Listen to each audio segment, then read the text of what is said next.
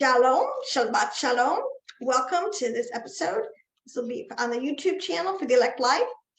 And today doesn't disappoint. It's another great Parsha that I'm going to pull out some things that just really hit me this week. But before I do, I want to call your attention. I'd like everybody to check out and share, the whole bit because I am on this algorithm. This distant algorithm. And I'm really going to focus on coming mainstream because I believe times are changing. But if you would like, subscribe and go to our new website and click on right in the middle. It says informational videos. I have 4 videos, which take you 18 minutes. And it gives a whole overview of kind of what we've been building here at the Elect Life, which is a very intensive curriculum-based Torah teaching site. And so kind of come along and see what we have. And then there are playlists. There is a link tree with there's a subscription channel. Subscribe for the real meat. Every week, get meat in your inbox on this. So we have a great team of women that are coming together. It's, I believe it's time. And so now I'm going to go in and I'm going to show you just a quick overview of some of the things that we're covering and on much more depth. So this is week number 44, and I have really enjoyed, this is the Parsha, Devarim, okay? And every Parsha, let me see something, if I spell that, D-E-V-A-R-I-M, D-E-V-A-R-I-M, is a word, it means something, and actually Devarim means words. It comes from the root, Devar, which means word or speech. The things you're speaking about. All right, so, but I'm going to give it to you on 3 quick levels. 3 quick takeaways. And the first one, we'll do a little Parsha just to show you. And this ministry is all about teaching how, especially an Ephraimite or a Christian, how to really come into the Hebrew scriptures so that you don't miss anything. It's not all just Parsha level. It's not all just what's on the surface. There's a lot more that meets the eye, per se, on that literal level. And then I'm going to give you the drash for today. And we're going to go into even a sod, which is the deep level meat secret part. Where it's a universal language. Everybody, this is what's coming, has a universal soul. We are all human beings, which is a huge commonality that we all have. So the first one I'm picking, this is in Deuteronomy, because so it's Deuteronomy chapter 1, and it goes into Deuteronomy 3, chapter 3, verse 22. But what I'm going to do is, and I encourage people to do this because it's great, is to get the Hamash, which is get the Old Testament with the commentary of Rashi with it, because Rashi is like the masterful of all, of the Torah sages, of pulling together a just really deep and concise one-stop shop kind of on commentary of the Torah, which has a lot of things we need, like the histories. Trust me, if you've been with my, it's not all one verse theology. There is so much missing context, and context is king. Anyway, the Parsha. So this is great because like the whole concept really of the giants, that's a big hot topic today. Go to YouTube. Oh my gosh.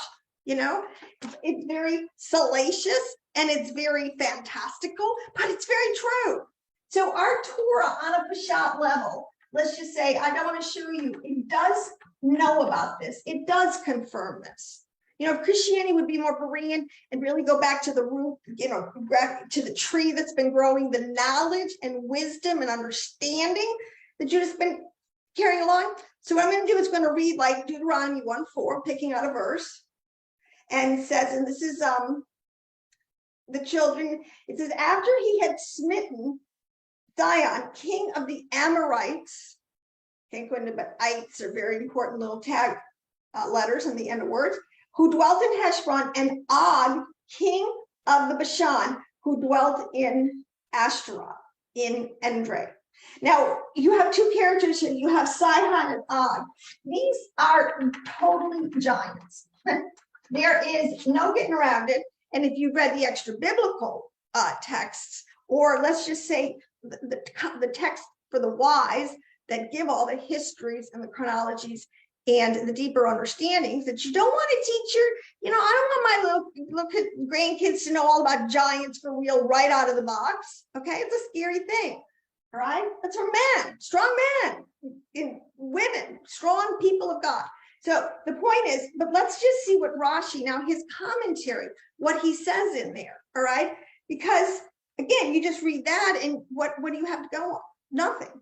But now, if you just read below, I just cut and pasted this out, but he goes on to say that for only Og, king of the Bashan, remained from the remnant of the Rephaim. So it's known, the Rephaim. Now you go and study more, and it turns out that the Rephaim are a race of giants. They start out and they were pre-flood, and this was the whole point. And they infiltrated these bloodlines, this inter-species hybridization was going on, and it was creating giants again. Now, to take that a little farther, in Deuteronomy 3:11, it says, for only Og, king of Bashan, was left from the remnant of the Rephaim. And we have two witnesses. His bed sheet was a bed sheet of iron. It is not in Rabbah of the children of Ammon. Is it not? Is it not? Like, in other words, you've seen his bed. I'm not making this up. All right. 9 cubits was its length, and 4 cubits its breadth, according to the cubit of a man. Okay, now let's figure that out. Let's do the math. Well, how are we going to do the math? What's a cubit? Well, Rashi goes on in the commentary, and they know that weights and measures are something that Judah has kept in the text. All right, and you would learn it, but it says that the cubit of a man, according to the cubit for Og, was, okay, they would go from the elbow to the middle finger. All right, so the elbow, so this whole length. Now I'm just I'm just lower 5 feet. Okay, but if you do this math, and they say it's around 20 inches, like an adult male, it's usually kind of give a little take reckoning, but let's average it out to 20 inches, 20, and he was 9 of these cubits, that's 15 feet. Okay, so, I mean, I don't know how you're gonna fudge that. Now, the thing that they do in the text is it's there for anybody who wants to go deeper, and then you would know where a lot of this, hey, I'm doing a teaching, hey, infomercial quick on the book of Enoch. Because everybody's reading Enoch, it's coming on everybody's radar. But the point is, it is an apocryphal work, like Revelation, like Daniel, means it is written in a code. You just can't readily, it's not on this Peshat level. So I'm doing a thing on the book of Enoch on the Sod level. This is why you go to my website. You'll see you can sign up for the class. You can come into it. It's going to be great. That's just the end of my infomercial there. Okay, so back to this idea that there were quote unquote giants in the land. This is true knowledge coming right from the stream of Judah. And the thing is, it's a little more deeply hidden because it is more information for the wise. That's how it works. Okay. Now, the last, I just want to call your attention to verse, then we go into, I think, chapter 2 and verse 25, and it says, today I will begin to put the dread of you and the fear of you upon the nations that are under the entire heaven, who will hear reports of you and shake and be in trepidation of you. See, and this is a key verse, and this is the faith they had to walk in. They had to believe. We have to believe. This is the greater message to all of humanity. Yes, there are quote unquote giants, and we'll get to that, but there are giants of evil that we got to contend with. Principalities and power, spiritual wickedness over it. There are giant nests of powerful negative energy that have put their tendrils in our institutions. And sometimes it can be mind-boggling, but we can do this, all right? But I want to say that in Rashi's commentary, it also said that if Israel had the faith from the beginning and gone into the promised land with that level of faith, and even when they did go in, because they did have to still fight many battles, but if they had the highest level of faith, they could have just, all the land could have just been given, the people would have just laid down their arms and welcomed it. It could have been done on such a high level of peace. It's not God that can't keep peace, it's us, but that's not today's drash. So number 2, I want to go to some drash. I can't, none of this can do justice. And our sages have written amazing things on this, but in verse Deuteronomy 1:13, So here in the drash, I want to point this out. So we're in Deuteronomy chapter 1, verse 13. Did I get that right? Yep. It says, prepare for yourselves wise and understanding men, known among your tribes, and I will make them heads over you. Now, if you're not familiar with PARS, let me just say, it's an acronym for how to study the Bible.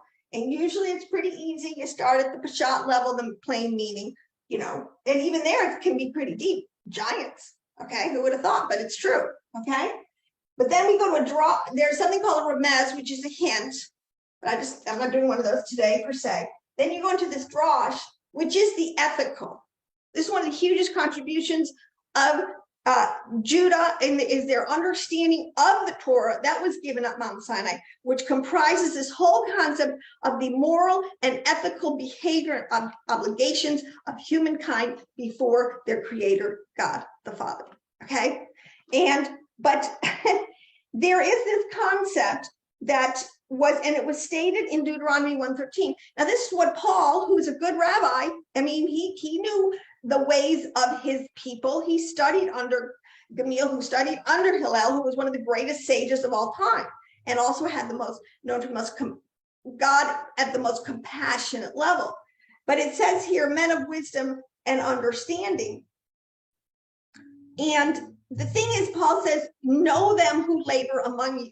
And this was the point with Moshe in this thing. He says, you pick out people.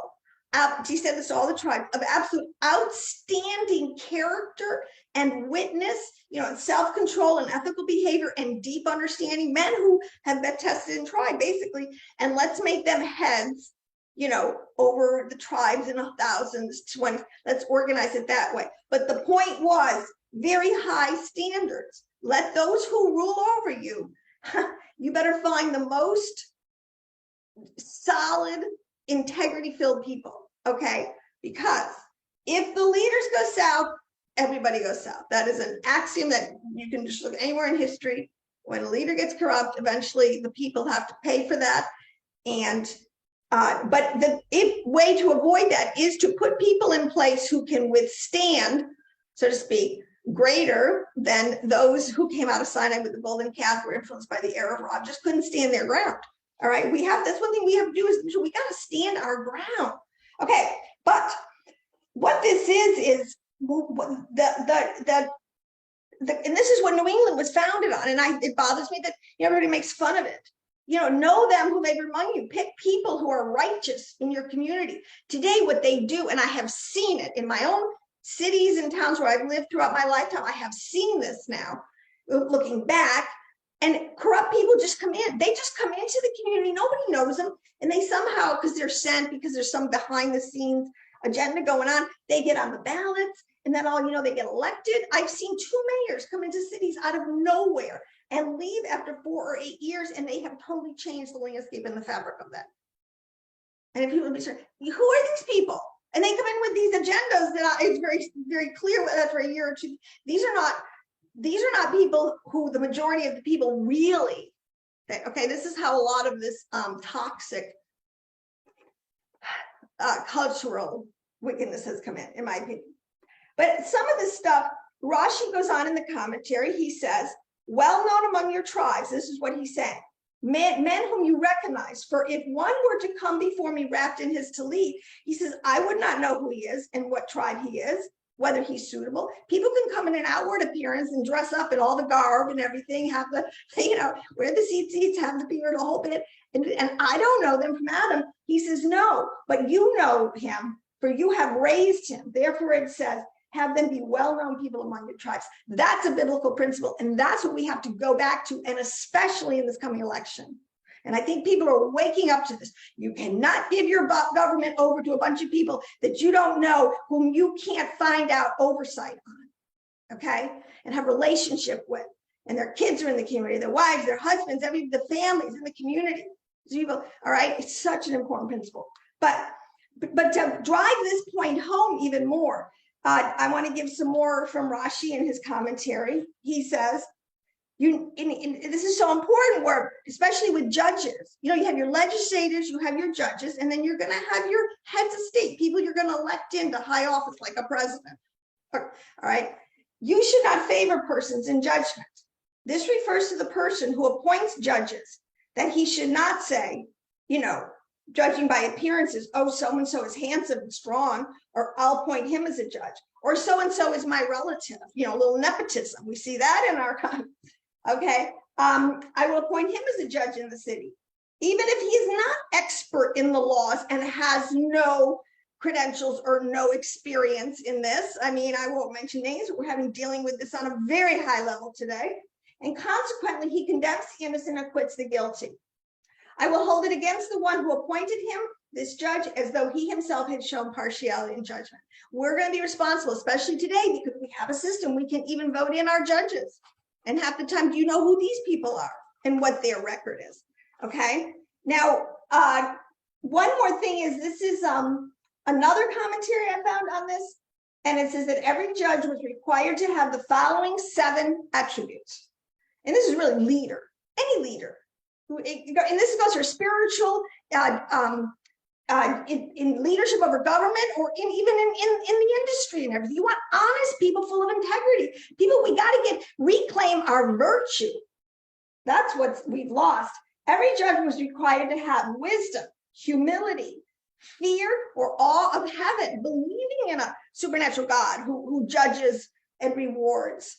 And a loathing for money, even his own, cannot be bought.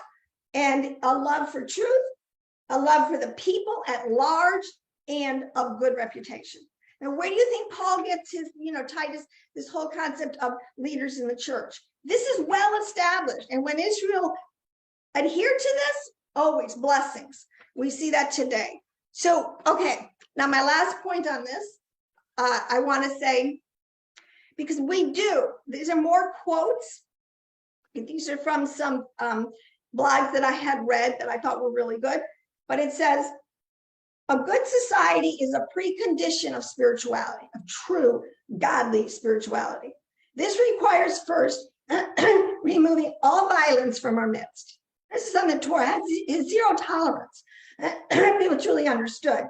And second, teaching every one of us such good morals as would produce a good social state.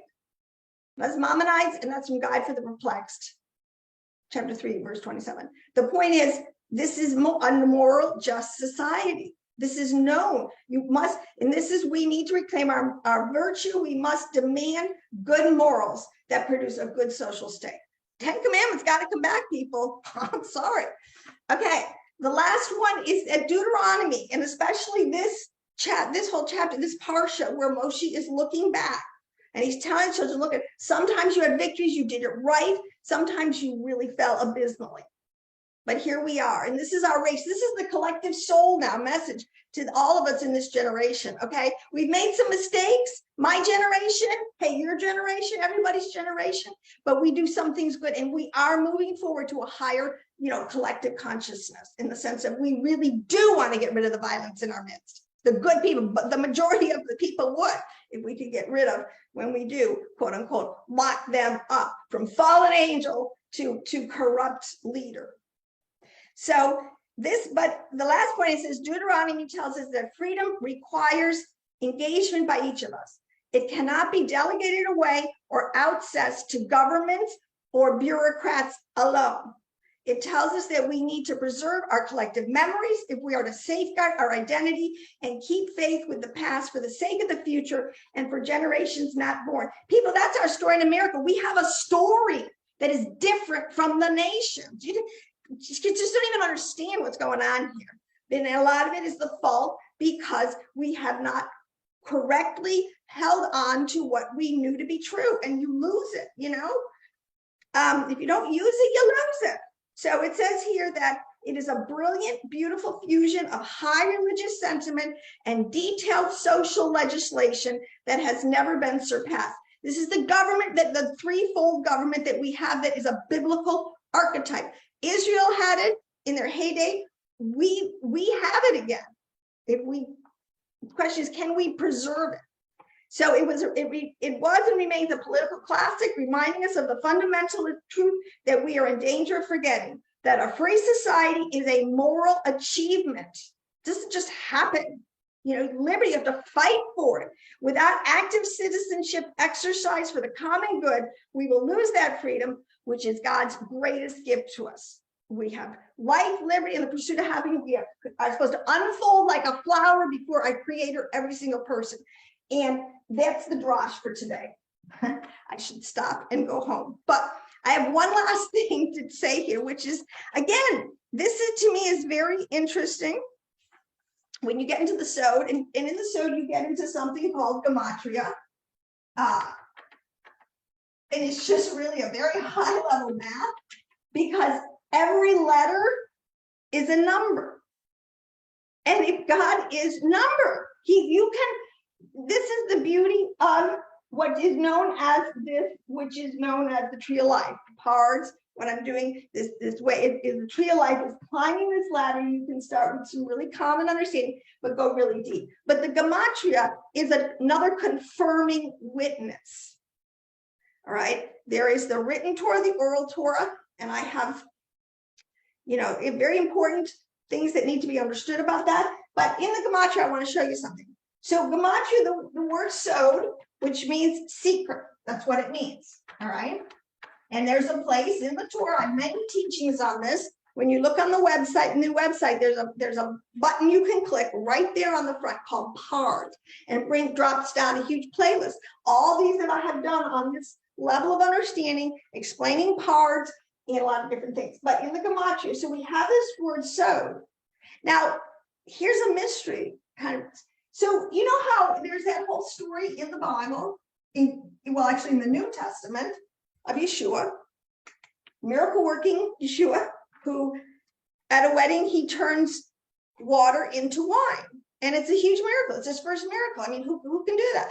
But it has on a deeper allegorical symbolic language. Wine is the same, has the same, okay, which is a lot of people understand, and I say this, what's this? Wine is a word that is equated with understanding. It's one of these highest levels, get wisdom, get understanding, get gold and silver. It's saying it means the same thing. Get wisdom and understanding, which you can't really buy. It's the most precious stuff. It's like gold and silver. Or get wine and oil. These are two ways that constantly are saying getting wisdom, getting understanding. All right, that's what they're doing. But wine, which means understanding, that's where you get to this level of a secret. You begin to see things that are so deep. But the gematria for secret is 70. And the gematria for wine is 70. And it is absolutely no accident, because they are confirming each other. And now this is what you'll read in Rashi's commentary on this verse, which is here in Deuteronomy 1:5. All right, going back, I'm going to give you a Sod.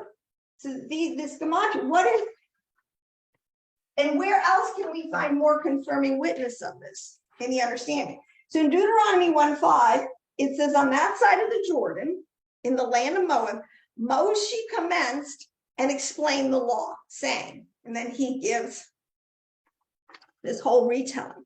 But Rashi says, he said, yes, he explained this law. What does that mean? See, this is so important now. He explained it to them in 70 languages. Now, it isn't the word languages. It means in 70 sods, he gave them 70 secrets that are hidden in Torah. These 70 secrets are represented as 70 languages, but we're not talking, see, I guess we're talking language in terms of each one has their own lane, their own idea stream. 70.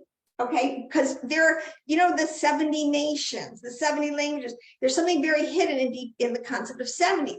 It's because it's a deeper embedded understanding.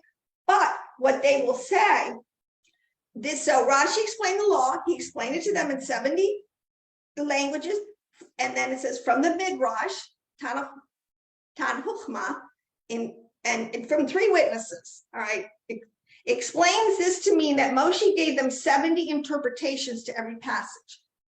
Now, why wouldn't Moshe, who was face to face, why wouldn't the guy be able to expound on the scriptures?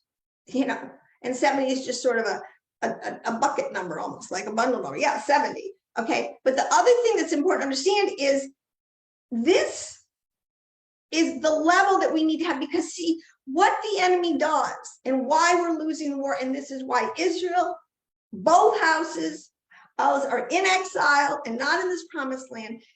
Our sage will talk on one of the deepest levels. Paul reiterates in the New Testament, they will know that the Father has sent me. They will know it by your love, right? When we get rid of this concept of baseless hatred, Yeshua talks about racha.